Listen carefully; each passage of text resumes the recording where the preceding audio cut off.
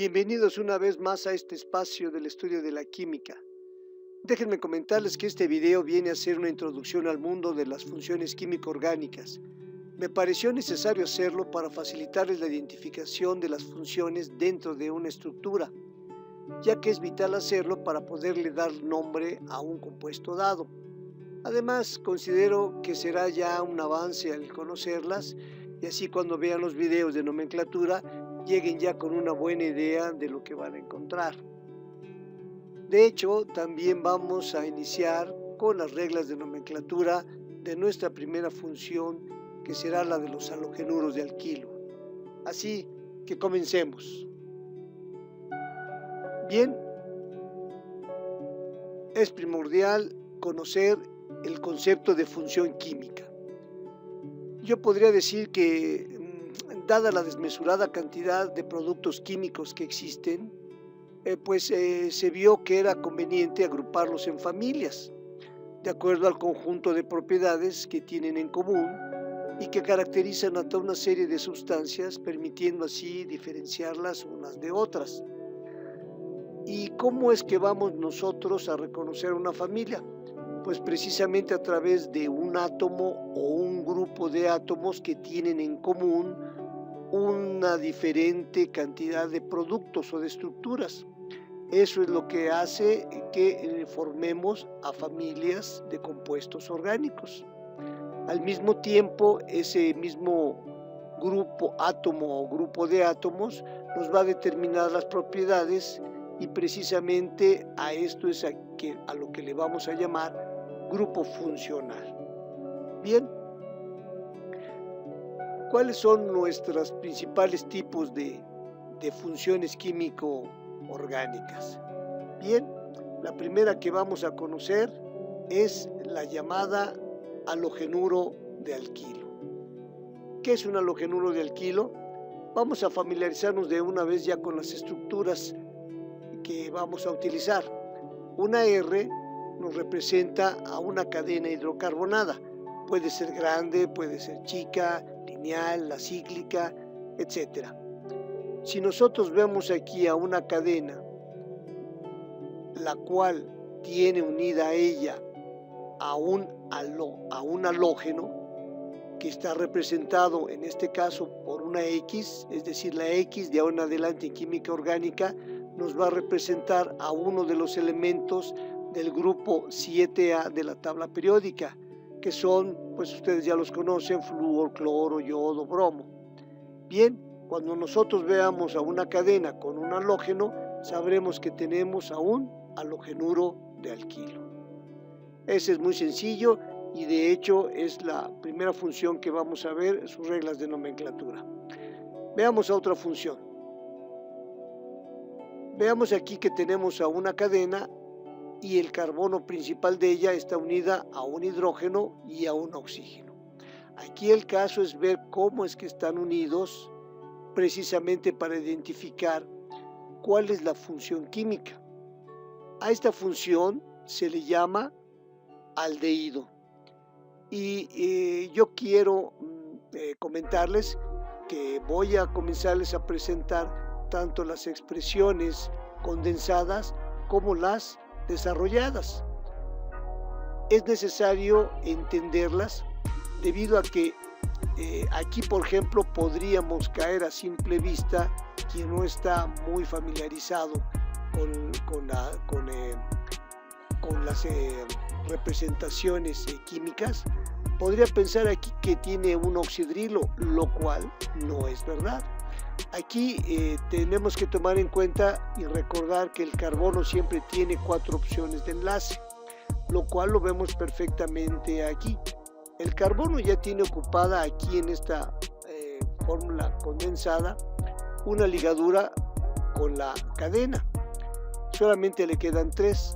Y si yo tengo un oxígeno y un solo hidrógeno, es obvio que ese carbono tendrá que estar empleando una con el hidrógeno porque no hay más, y las otras 2 que le restaban tendría que estarlas ocupando con el oxígeno, el cual también tenemos que recordar que tiene una capacidad de enlazarse con 2 ligaduras.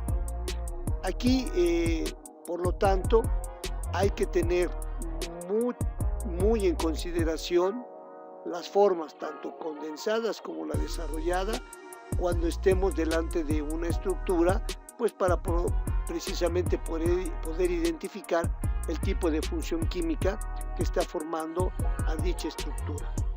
Aquí tengo que hacer otra presentación más.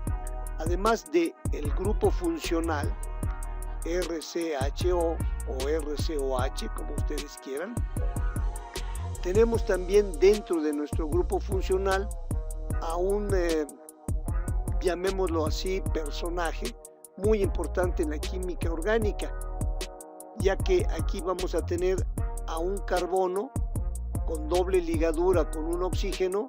A este también se le va a llamar grupo carbonilo, y es muy importante que ustedes ya lo vayan recordando, porque este grupo carbonilo va a ser parte de muchas funciones químico-orgánicas. Entonces, el carbono carbonílico está precisamente formado por un carbono y un oxígeno. En este caso, tendremos que estar también identificando que la función carbonílica al carbono, que será en este caso el carbono que está unido con doble enlace a un oxígeno, le llamaremos carbono carbonilo. Bien, veamos otra función. Esta función nosotros vemos que hay ya dos radicales. Este radical puede ser igual o diferente al de la izquierda, por eso le pusimos R', y a esta función le llamamos cetona. Esta función ya de una manera desarrollada, vemos que precisamente el carbono, al estar ya empleando dos ligaduras en las cadenas, es un carbono intermedio, pues va a tener que estar utilizando un doble enlace con el oxígeno. Y este, precisamente, si ustedes son observadores, también viene a ser un carbono carbonílico. Como les comentaba, el grupo carbonilo, que está precisamente representado por el carbono carbonílico y el oxígeno con doble enlace, precisamente forma parte de diferentes funciones. Aquí ya estamos viendo que la de los aldehídos y las cetonas, aun siendo totalmente diferentes entre sí, tienen en común que dentro de su función química existe un grupo llamado carbonilo, que está representado por el carbono carbonílico y un oxígeno con doble enlace. Bien, veamos otra función. Si aquí nosotros comparamos la del aldehído con esta, para aquellas personas que no tienen gran experiencia con la representación química, podrían encontrar una total similitud. Sin embargo, aquí, como podemos ver, el carbono estaba, llamémoslo de alguna manera, señalado por ser el carbono carbonílico delante del resto de su estructura. En cambio, aquí este oxidrilo, es decir, este oxígeno, está unido precisamente al hidrógeno y al radical, es decir, no hay un doble enlace aquí. Por lo tanto, aquí en realidad este oxidrilo puede estar a lo largo de toda la cadena. A esta función le llamamos alcohol, y si nosotros la desglosamos, vemos, como les comentaba, el oxígeno está unido al hidrógeno y también al radical. Aquí no hay un carbono carbonilo, no hay un grupo carbonilo. Otro grupo más es el de los éteres. Es un grupo muy sencillo, ya que es el oxígeno, el cual está unido a dos radicales. Es un oxígeno que está intermedio dentro de cadenas hidrocarbonadas. Bien, ¿qué otros tipos de funciones tenemos? Aquí encontramos esta, ya un poquito más grande a comparación de las demás. Tiene dos oxígenos, por lo tanto habrá que analizar cómo es que están enlazados entre sí. Recuerden que para identificar una función química tenemos que hacer nosotros el desglose y saber cómo están enlazados entre sí esos elementos, siempre y cuando nos presenten una fórmula condensada. Aquí vamos a ver que esta función recibe el nombre de ácido carboxílico. Y la manera en que está desarrollada es, tenemos a un grupo oxidrilo, como lo teníamos en los alcoholes, pero al mismo tiempo tenemos un grupo carbonilo, unidos todos a una cadena hidrocarbonada. Precisamente el nombre de carboxílico emana precisamente de la contracción de oxidrilo y carbonilo. Entonces, en la unión de esas dos palabras, pues nos dio la de carboxílico. Como vemos, aquí tenemos también otra función que tiene al carbono carbonilo. Bien, una función más es esta. Esta es derivada precisamente del ácido carboxílico. Si nosotros somos observadores, tenemos los mismos dos oxígenos enlazados de la misma manera con el carbono y la cadena, y el hidrógeno aquí ha sido reemplazado por otro radical, que puede ser igual o diferente al de la cadena original. A este tipo de función se le llama función éster. Y desglosada, aquí vemos y comprobamos lo que les comentaba: el hidrógeno ha sido desplazado de un ácido carboxílico y se ha anexado un radical. Aquí, por lo tanto, también notamos que existe un carbono carbonilo, una vez más. Ya tenemos otra función que también tiene dentro de ella, constituyéndola a un carbono carbonílico. Bien, comentarles que es muy importante el relacionar una con otra las funciones, porque precisamente de ahí podemos facilitarnos la nomenclatura. De hecho, la nomenclatura de los ésteres depende de la del ácido carboxílico de origen, porque los ésteres derivan de los ácidos. Otra función química es la que tiene nitrógenos ya además de carbonos, oxígenos, como hemos visto. Ahora esta es la primera función que contempla como integrante dentro de ella a los nitrógenos. Recordemos que los nitrógenos tienen un poder de enlace de 3 ligaduras. Aquí vemos 2 de ellas empeñadas con hidrógeno y una de ellas con el resto de la cadena hidrocarbonada. A este tipo de función se le llama amina. Y precisamente derivado de la capacidad de enlace del nitrógeno, si nosotros vemos que reemplazamos un hidrógeno por un radical, tendremos una amina, pero de otro tipo, una amina secundaria. A esta le llamaremos amina primaria, a esta le vamos a llamar amina secundaria, debido a que un hidrógeno ya ha sido reemplazado por un radical. Como tenemos los radicales, será amina secundaria. Si todos los hidrógenos fueran reemplazados por radicales, entonces tendríamos una amina terciaria. Fíjense entonces que dentro de nuestras funciones también hay clasificaciones dentro de ellas, dependiendo de las características de los elementos que la formen. Tenemos otra función más que también deriva de los ácidos carboxílicos. Aquí, como vemos, tenemos al carbono, al oxígeno y al nitrógeno. Esta es otra función más que también nos presenta nitrógenos, pero aquí también unidos en toda la estructura, un oxígeno. Vamos a ver, se llama amida, y vamos a ver cómo está estructurada.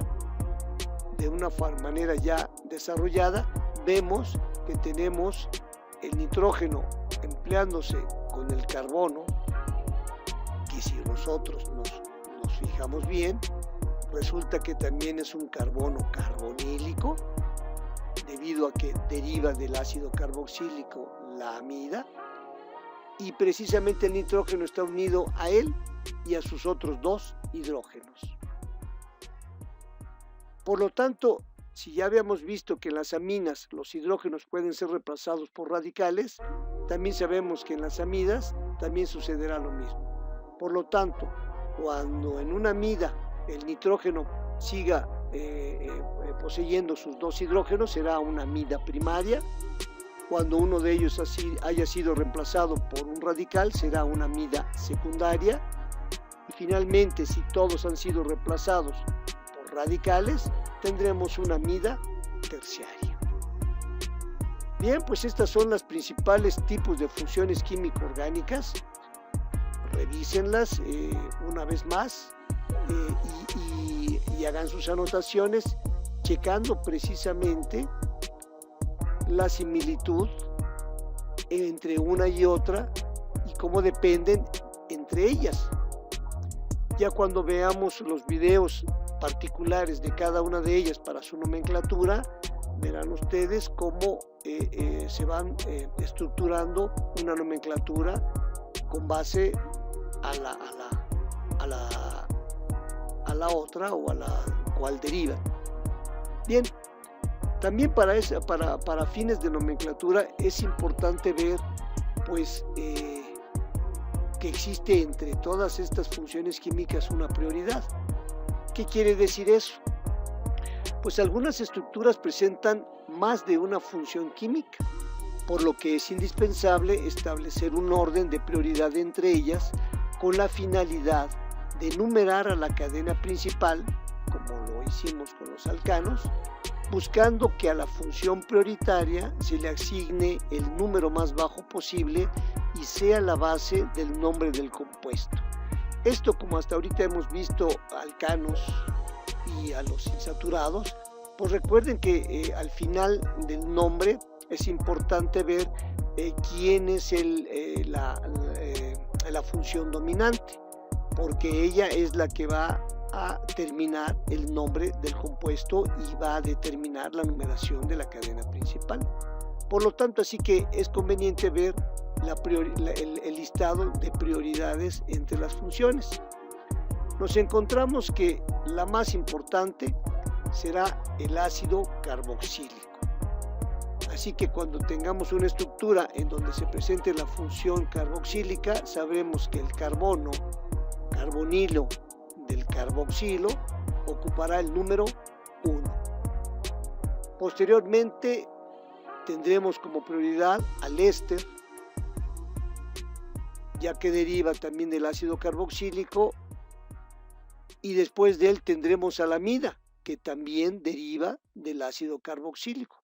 Por lo tanto, el ácido carboxílico, que tiene la mayor prioridad, los derivados de él serán los inmediatos que encontremos de prioridades superiores. Tendremos también al aldehído, que también tiene un carbono carbonilo. Posteriormente tendremos a la acetona, también con carbono carbonilo. Y después tendremos a los alcoholes y a los éteres. Estas son la prioridad de las funciones.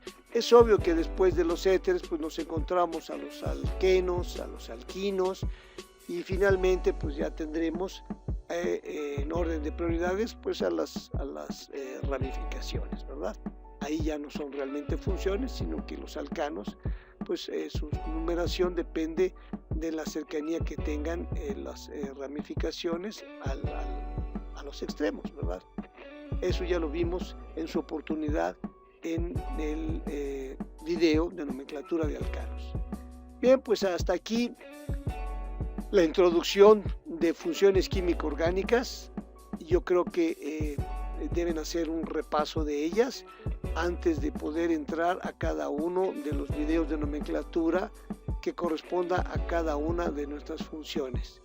Creo que con esto podrán ya tener un herramental pues bastante conveniente para poder entender mejor la nomenclatura de cada una de ellas.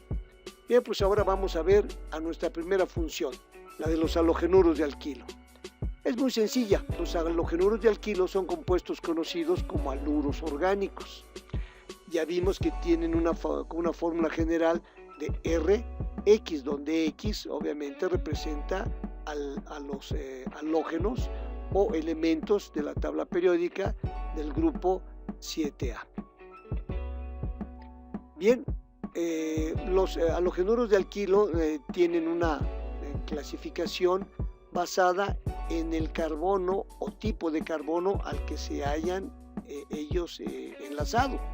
Por ejemplo, si el carbono es primario, el halogenuro de alquilo será precisamente eso, un halogenuro primario o secundario o terciario. ¿Qué es un carbono primario, secundario o terciario? Pues es aquel que está unido a 3 carbonos o a 2 o a 1. Eso ya ustedes pueden verlo con mayor detenimiento en el video de radicales alquilo. Bien, ¿cuál es la nomenclatura YUCPA para los halogenuros de alquilo? Pues el compuesto sencillamente se denomina como cualquier cadena hidrocarbonada con un halógeno unido como un sustituyente. ¿Qué quiere decir eso? Pues que lo vamos a tener como una simple ramificación. Un halogenuro de alquilo va a tener el mismo peso que cualquier otra de las arborescencias o ramificaciones que presente un alcano.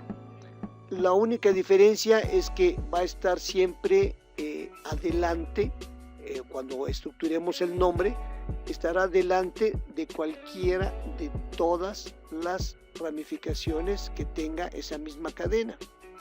Aquí vamos a ver unos así muy rápidamente que son muy sencillos, son de cadenas básicamente lineales.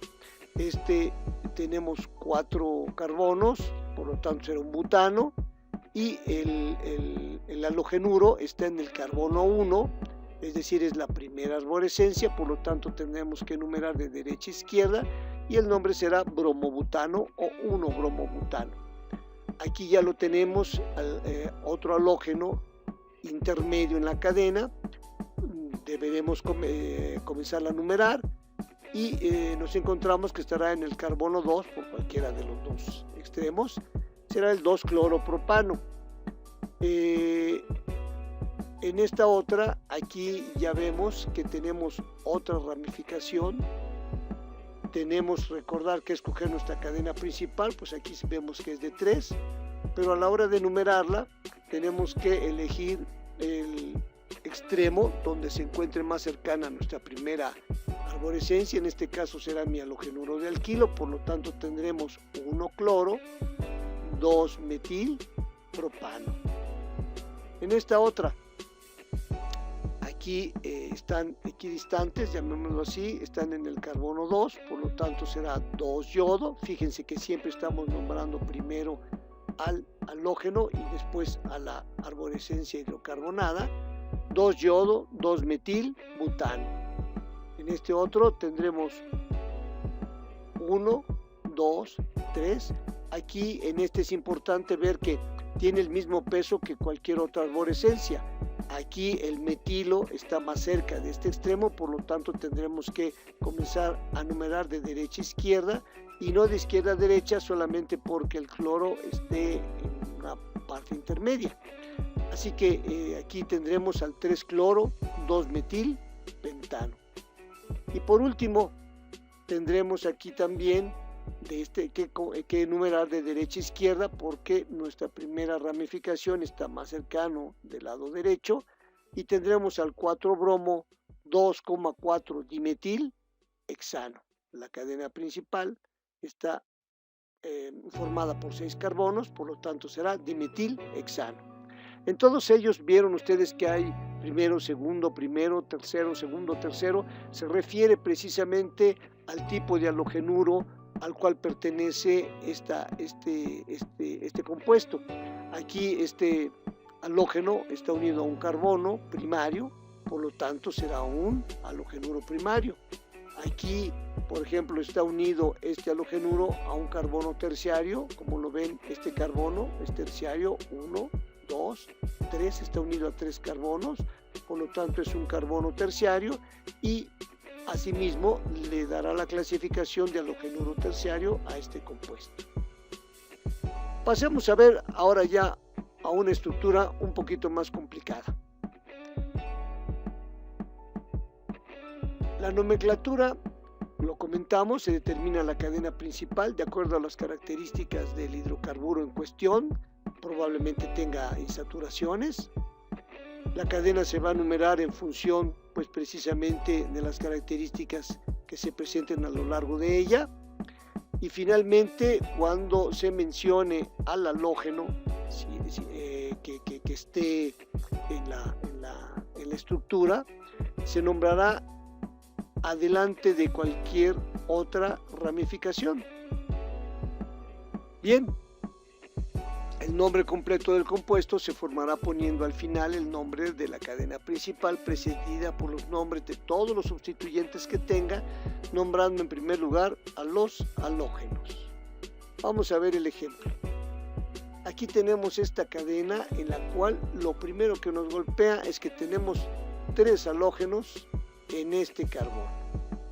Y por lo tanto podríamos nosotros asumir que este es precisamente el carbono por el cual deberíamos nosotros comenzar a numerar.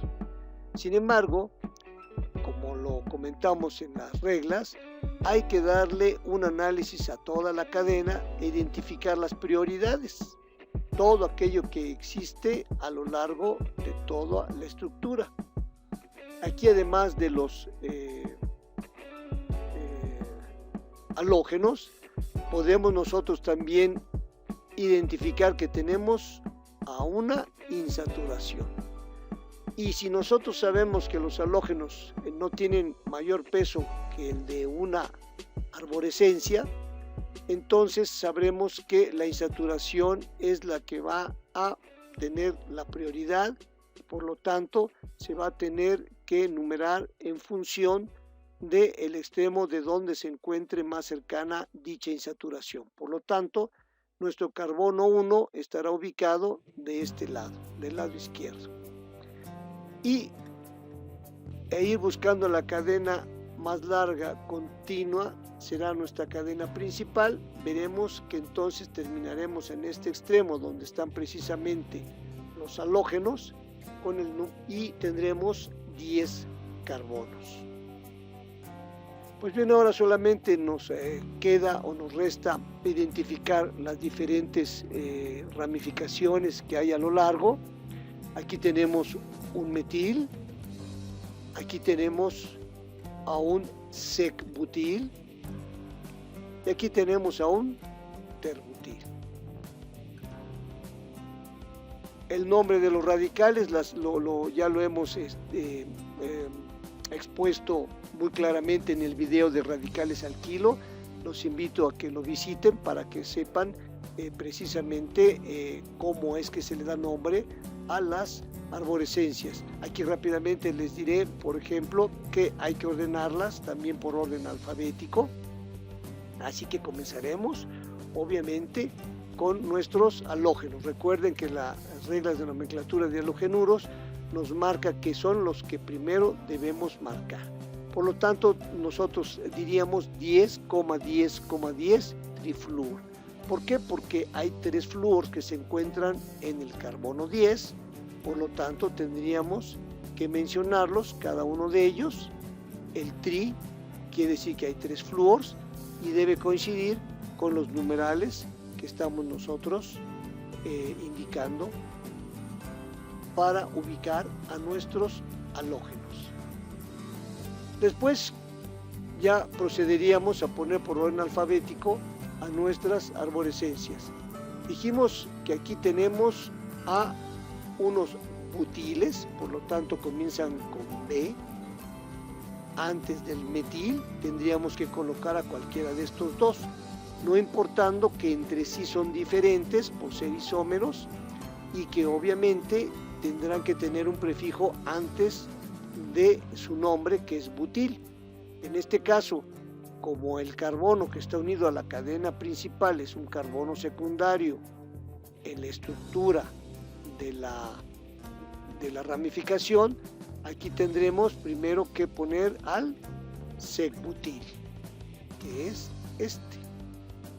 Posteriormente tendremos que poner al ter-butil, porque este es un carbono terciario desde el punto de vista de ramificación. Tendremos aquí al 7-ter-butil y al último que nombraríamos sería precisamente al metil, que está ubicado en el carbono 2, por eso sería 2-metil.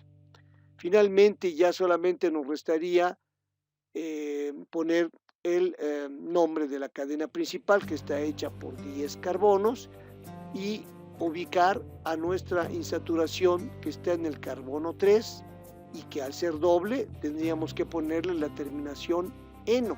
Por lo tanto, nuestro nombre final será deca 3-eno. Deca por los 10 carbonos, 3 por la ubicación de la doble ligadura y eno precisamente por esa misma doble ligadura.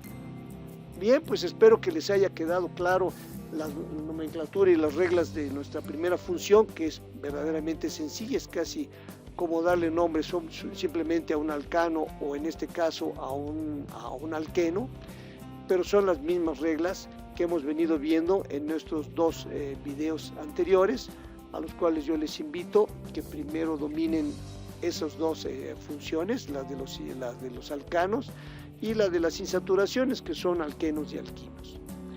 Bien, pues de ahora en adelante, en cada video que veamos de alguna función, daré algunas, ¿cómo podría llamarle? Algunas especificaciones, algunas características de las funciones, pues que precisamente estamos presentando.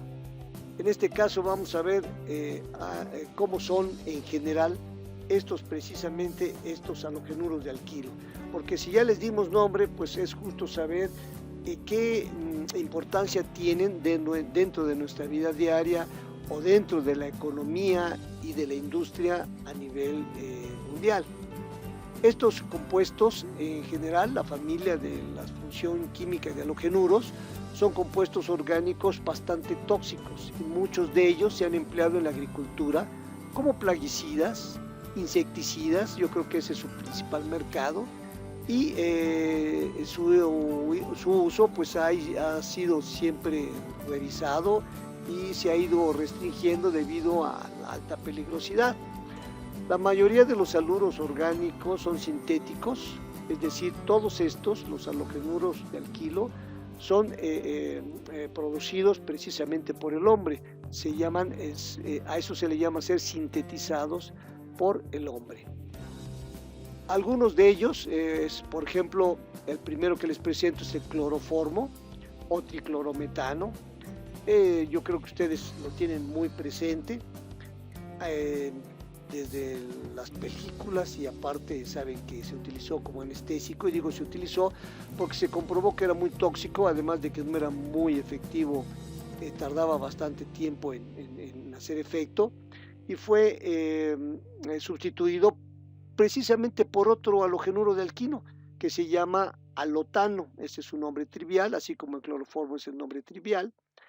Y el alotano, que no es otra cosa que el bromocloro-trifluoroetano, es un anestésico más eficiente y es el que ha sustituido al cloroformo.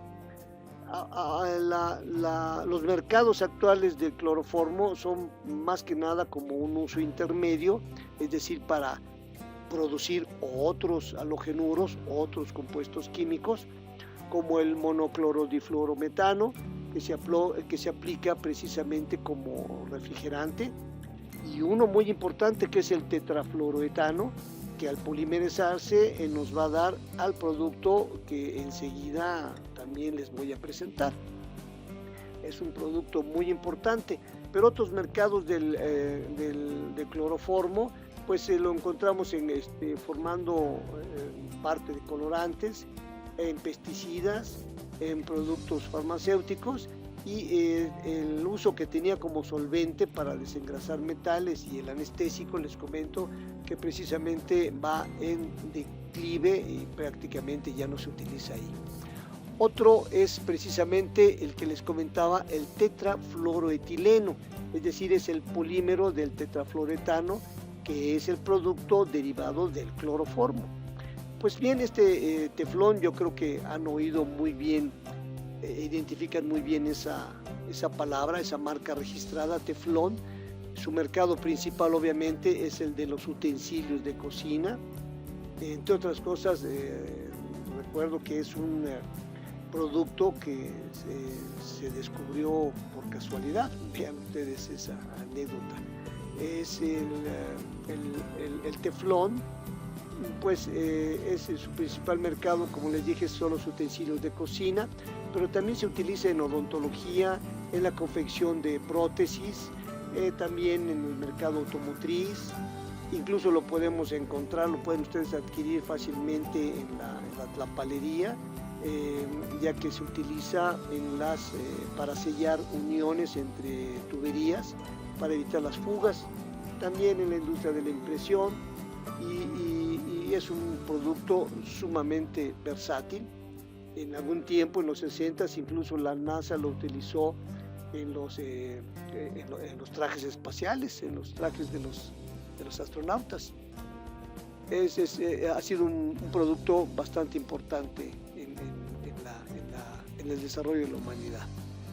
Bien, tenemos también a otros, los famosos clorofluorocarburos o freones, que verdaderamente han sido un dolor de cabeza. Sus mercados son el del aire acondicionado, la refrigeración, y pues era el propelente de los aerosoles. Si tenemos un atomizador donde tenemos pintura o algún cosmético, algún perfume, etcétera, la manera en que hacemos que ese producto salga y lo podamos aplicar necesita un propelente, y ese propelente eran los clorofluorocarbonos. Pues bien, estos compuestos permanecen en la atmósfera de 50 a 100 años, así que cuando alcanzan la estratosfera, los rayos ultravioleta los disocian liberando al cloro, y inmediatamente reacciona con el ozono, y así de esta manera se va destruyendo la capa que nos protege de los rayos ultravioleta. Esto causó un enorme problema, ya que también derivaba no solamente el ataque de los rayos ultravioleta sobre pues nosotros mismos, causando posiblemente cáncer en la piel o afecciones, además de todo participaba en el calentamiento global.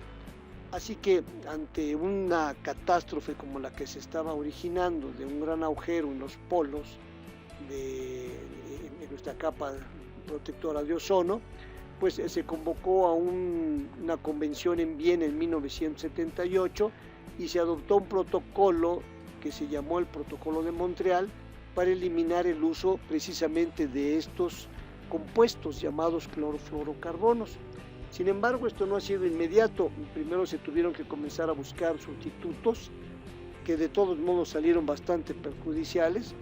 Unos de ellos son los hidroclorofluorocarbonos, fue la primera generación. Después fue sustituida por la que hasta ahora todavía se utiliza, la hidrofluorocarbonos, es decir, ya le quitaron el cloro. Sin embargo, sigue siendo pues muy peligrosos, y hasta la fecha, fíjense, de 1978 hasta la fecha, todavía en el mundo hay algunos países, sobre todo en Latinoamérica, que los siguen utilizando. En México podemos estar orgullosos de que sí hemos cumplido con ese protocolo a nivel mundial, y estamos ya a punto de sacarlos del mercado, incluso hasta los de nueva generación, que son los hidrofluorocarbonos. La única recomendación es que, pues precisamente por lo barato que son algunos productos, de pronto en el mercado negro encontramos algunos atomizadores, o por llamarlos de alguna manera, que contienen pinturas o algunos productos, y yo les aconsejaría que leyeran precisamente su contenido, y si ven que el propelente es un derivado de los clorofluorocarburos, pues no lo compren. No lo compren porque hace muchísimo daño pues a la humanidad en realidad. Bien, llego hasta aquí. Les agradezco mucho su atención. Espero haberles sido de utilidad y los invito para los videos que están por venir sobre nomenclatura de las diferentes funciones químico-orgánicas. Los saludo con mucho afecto. Gracias.